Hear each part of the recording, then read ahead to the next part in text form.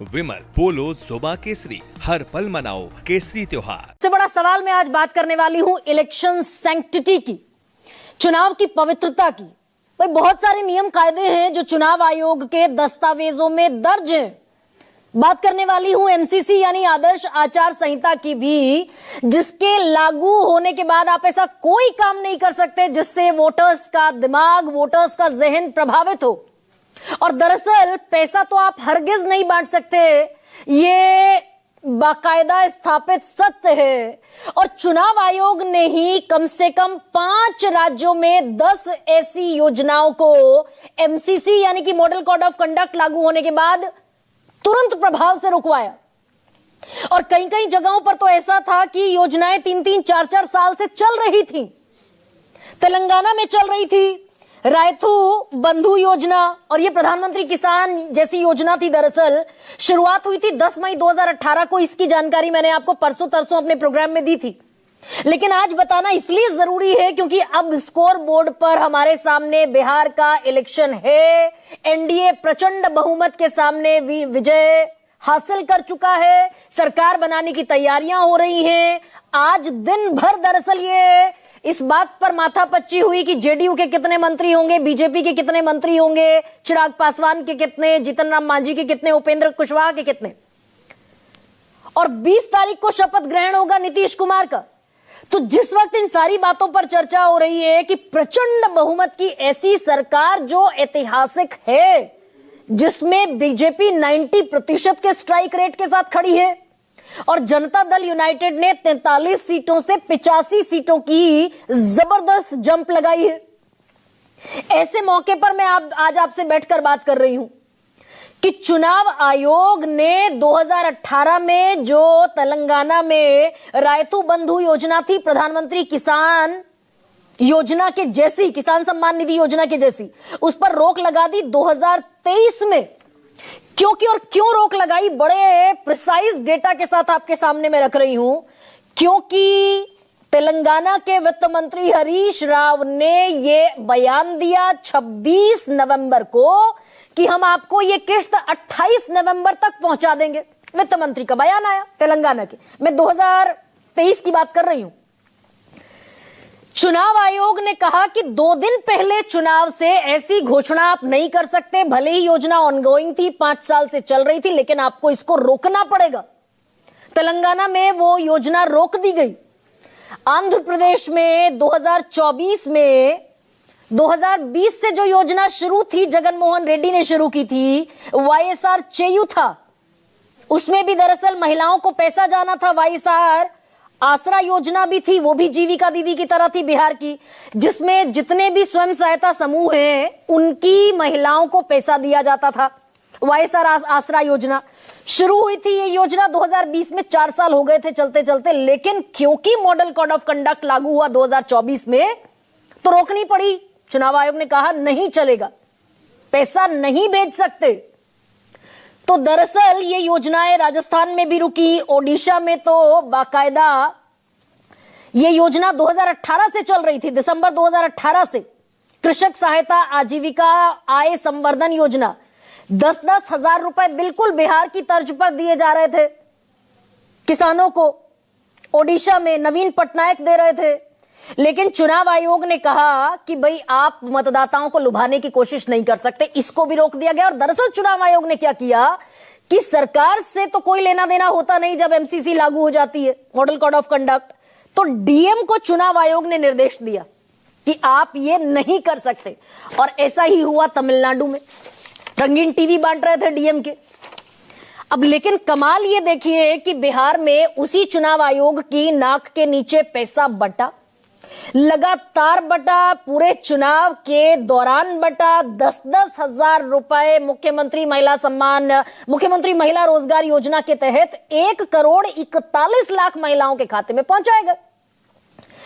और इसमें भी कमाल की बात यह है कि अखबारों में विज्ञापन भी छपे, जिसमें नीतीश कुमार की फोटो के साथ मुख्यमंत्री महिला रोजगार योजना के अंतर्गत 3 अक्टूबर, 6 अक्टूबर, 17 अक्टूबर, 24 अक्टूबर, 31 अक्टूबर, 7 नवंबर, 14 नवंबर, 21 नवंबर, ये सामने शायद मैं आपको दिखा भी पाऊंगी, 28 नवंबर, 5 दिसंबर, 12 दिसंबर, 19 दिसंबर और 26 दिसंबर, ये पूरा दरअसल शेड्यूल अखबारों में छपा कि इन तारीखों को बाकायदा महिलाओं को पैसे दिए जाएंगे, जीविका दीदियों को 10-10 हजार रुपए, ताकि वो अपना रोजगार शुरू कर सके। अब इसको लगातार डिफेंड भी किया जनता दल यूनाइटेड और भारतीय जनता पार्टी, दोनों पार्टियों ने, कि ये तो विमेन एम्पावरमेंट है। और जेडीयू के वरिष्ठ नेताओं में शुमार होते हैं केसी त्यागी। उन्होंने कहा कि हम दरअसल महिलाओं और युवाओं के चलते ये प्रचंड बहुमत हासिल कर पाए। तो इसमें जीविका दीदियों के खाते में ये पैसे भेजे गए, जाते रहे ड्यूरिंग इलेक्शन भी। 6 तारीख को पहला फेज था बिहार में, 121 सीटों पर वोटिंग हुई। 11 तारीख को दूसरे फेज की वोटिंग हुई 122 सीटों पर। तो 6 और 11 के बीच 7 तारीख को भी पैसे भेजे गए 10,000 रुपए। और इसमें जो बड़ा कमाल है, जो बाद में सामने आया 14 तारीख को, जिस दिन इलेक्शन कमीशन ऑफ इंडिया ने एक प्रेस रिलीज फाइनली जारी की, जिसमें वोटर टर्नआउट दिखाया गया और बताया यह गया कि कितने लोग इस मतदान के प्रोसेस में शामिल थे, क्योंकि बम्पर मतदान हुआ था, ऐतिहासिक, इतना कभी बिहार के इतिहास में नहीं हुआ। तो चुनाव आयोग ने यह भी बताया एक कॉलम में कि इसमें जीविका दीदी जिनके खाते में पैसे गए हैं 10,000 रुपए, वो भी बतौर वॉलंटियर्स, स्वैच्छिक, 90,000 पहले फेज में, 90,000 दूसरे फेज में, यानी कि टोटल मिलाकर 1,80,000 जीविका दीदी इस पूरे इलेक्शन प्रोसेस में लगी हुई थी। अब ये दरअसल आपको कुछ जानकारियां इसमें देनी जरूरी हैं, क्योंकि अभी जो तमाम नेता लोग बैठेंगे वो इसको डिफेंड करते हुए भी दिखाई देंगे। तो कुल मिलाकर चुनाव आयोग ने उन्हीं जीविका दीदियों को लगा दिया इलेक्शन कैंपेन में, जो आज एक अखबार में खबर भी छपी है, जो बूथ्स पर बाकायदा वोटर्स को दिखाती, मैसेज के तौर पर दिखा रही थी कि भाई हमारे अकाउंट में 10,000 रुपए क्रेडिट हुए हैं। जो वोटर्स लगे हुए थे, महिला वोटर लगी हुई थी क्यू में, लाइंस में, उन्हें दिखाती हुई जीविका दीदी नजर आई। ये अखबार में खबर छपी आज, और ये कहते दिख रहे हैं शकील अहमद खान, जो सीएलपी लीडर हैं कांग्रेस के, जो अपनी सीट खुद हार गए।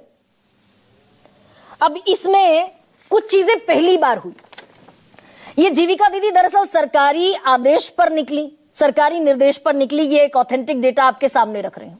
इसके पहले कभी किसी चुनाव में ऐसा नहीं हुआ कि पोलिंग एजेंट की तरह जीविका दीदियों को यह मतदाता सूची पकड़ा दी गई। हर बूथ वाइज मतदाता सूची पकड़ाई गई।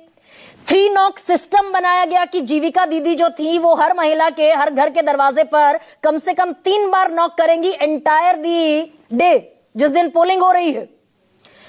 और दरअसल इन्हें टारगेट दिया गया, इसका नाम है सिस्टम का मैनेजमेंट इंफॉर्मेशन सिस्टम, जिसे ट्रैक किया गया बाकायदा कि कितनी जीविका दीदियों ने कितनी महिलाओं को पोलिंग स्टेशन तक पहुंचाया। तो एक एक महिला को बूथ पर जाकर वोट डलवाने की ड्यूटी दी गई इन्हीं जीविका दीदियों को, जिन्हें पैसा दे दिया गया। और फर्क यह दिखा इस पूरे इलेक्शन में कि पुरुष मतदाताओं का फर्क था महागठबंधन और एनडीए के बीच सिर्फ 2 से 3% का, और महिलाओं ने महागठबंधन के मुकाबले वोट किया एनडीए को 16% ज्यादा। तो यह दरअसल मशीनरी का बेजा इस्तेमाल हुआ क्या, और इस पर बवाल अब दरअसल कटा हुआ है। जितनी भी पॉलिटिकल बयानबाजी है, मुकेश सैनी कह रहे हैं, जो खुद अपना खाता नहीं खोल पाए, वीआईपी के नेता, उप मुख्यमंत्री का उम्मीदवार तो घोषित कर दिया था महागठबंधन ने। मुकेश सैनी कह रहे हैं कि भाई 10,000 में क्या मिलता है, 10,000 में बिहार सरकार मिलती है। पैसे के दम पर जीते हैं, लोकतंत्र खतरे में है। चुनाव के बीचों बीच पैसा दे दिया जाएगा, तो ये तो अपने आप में बड़ा सवाल है। पहले इलीगल तरीके से बूथ कैप्चरिंग होती थी, अब ये लीगल तरीके से सरकार कर रही है। माता बहनों को पैसा बांटा, माता बहनों ने वोट दे दिया। और अलावा इसके उदय सिंह, जनसुराज पार्टी के राष्ट्रीय अध्यक्ष, प्रशांत किशोर की पार्टी के, वो खुद दरअसल 99 सीटों पर अपनी जमानत नहीं बचा पाए। प्रशांत किशोर उनके राष्ट्रीय अध्यक्ष कह रहे हैं कि 40,000 करोड़ रुपए खर्च करके ये बहुमत हासिल किया गया, ये प्रचंड बहुमत खरीदा गया बहुमत है। अब इस तरह की भाषा अगर इस्तेमाल की जाएगी तो पूरा इलेक्शन प्रोसेस दरअसल अंडर द डॉग खड़ा होता है, जिस पर मैं, आप और कल पूरी दुनिया दरअसल भरोसा करती है भारत के लोकतंत्र पर। वो कह रहे हैं ये खरीदा हुआ जनमत है, हमें खुशी होती है अगर नीतीश कुमार के काम पर बहुमत मिलता तो, ये तो खरीदा हुआ प्रचंड बहुमत है। और 40,000 करोड़ रुपए लगा दिए गए विश्व बैंक से प्रोजेक्ट के लिए। जो पैसा मिला 14,000 करोड़ कर्ज मिला था, उसमें से भी 14,000 करोड़ रुपए कैश ट्रांसफर कर दिया गया। अब दरअसल ये नाच ना जाने आंगन टेढ़ा भी है क्या, पैसा तो बटा है। इस पर अभी थोड़ी देर बाद मेरे साथ फॉर्मर सीईसी मौजूद होंगे, ओपी रावत साहब, उनसे पूछेंगे भाई कितना ये नियम कायदों के विरुद्ध है। लेकिन दरअसल खिसियानी बिल्ली खंबा नोचे भी हो रहा है क्या, नाच ना जाने आंगन टेढ़ा भी हो रहा है क्या?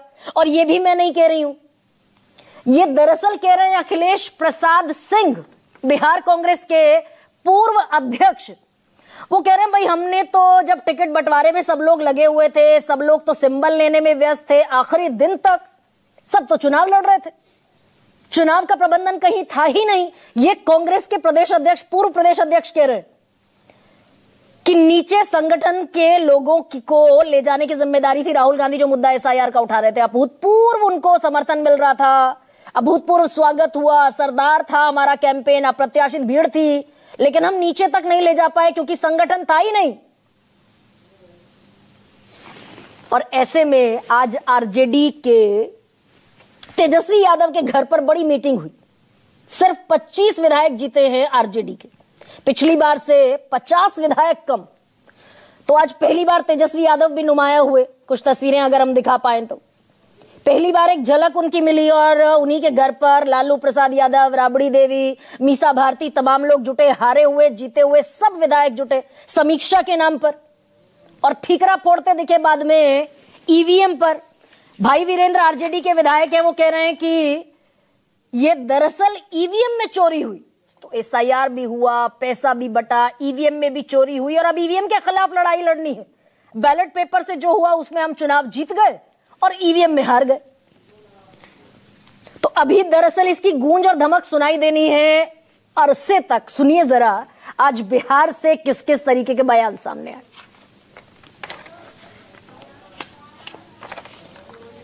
नहीं, देखिए, ये जो 10,000 रुपए दिए गए तो ये हो सकता है फैक्टर रहा होगा, लेकिन अब भी उसके बारे में निश्चित जानकारी, समीक्षा हो रही है, सब जगह से जानकारी इकट्ठा किया जा रहा है। वो पैसे के दम पर उनका धनादेश मिला है, जो सरासर देश के लोकतंत्र कहीं न कहीं खतरे में है। चुनाव के बीच चुनाव में अगर किसी को पैसा दिया जाए तो ये अपने आप में बड़ा सवाल है।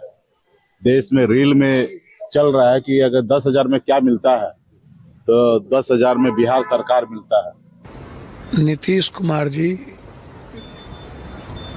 ने एक स्ट्रेटेजिकल चाल चली।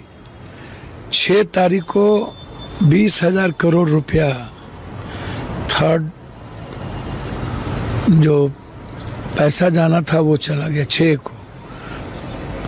अब महिलाओं के हाथ में 10,000 रुपया और सरकार का 20,000 करोड़ रुपया। अंदाजा कीजिए 20,000 करोड़ रुपया यूनिट बिजली, कई तरह की ऐसी चीजें हैं। तो आपको ये समझ में आएगा कि विकास के नाम पर तो वोट मिली नहीं, पैसे के नाम पर वोट मिल गई। हमने पैसा निकाल के दिया और वोट लिया। अब ऐसी राजनीति कितना विकास करेगा भविष्य में, ये आप खुद सोचिए। तो सबकी जबान पर दरअसल पैसे का शोर सुनाई दे रहा है और सत्ता पक्ष कह रहा है भाई लड़ना जानते नहीं, आपस में सिर फुटअव्वल इतनी है। रोहिणी आचार्य अपने भाई को गाली देती दिख रही हैं, भाई बहन को गाली दे रहा है, ये क्या बिहार को संभालते।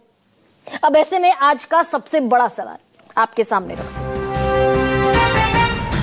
बिहार में सरकार 10,000 या नीतीश का विकास सब पर भारी। और दूसरा सबसे बड़ा सवाल, हार पचा नहीं पा रहा विपक्ष? क्या सच में खेल किया है सत्ता पक्ष?